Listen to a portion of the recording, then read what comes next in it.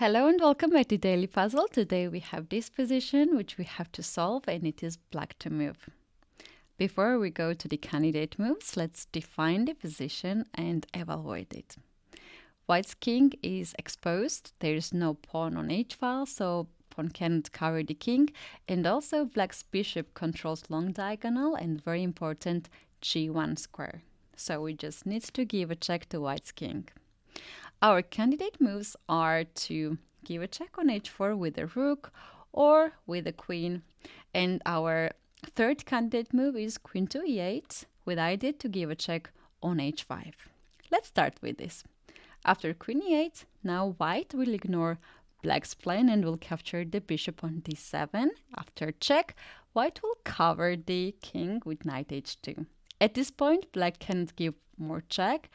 And if black plays rook to h4 to threaten knight on h2, there will be no more move for black because white is checkmating black's king on g7. So, first candidate move, queen to e8, is not working. How about queen sacrifice? Queen to h4. In case if white captures this queen, black will capture with the rook, and this is the checkmate that we're looking for. But instead of knight h4 here, white plays knight to h2 to cover the king, and in case of another queen sacrifice and a check, now king has a runaway square on g3. So that makes our second candidate move, queen h4, not correct move. And we have here final candidate move. This is rook to h4. Now let's see what happens. If white captures this rook, then this is a checkmate.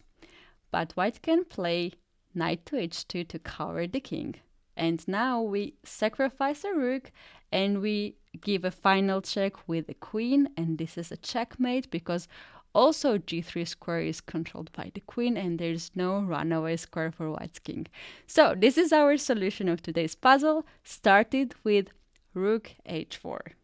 So we tried to sacrifice this rook, white denied, we anyway sacrificed the rook, and this is the final check and the checkmate.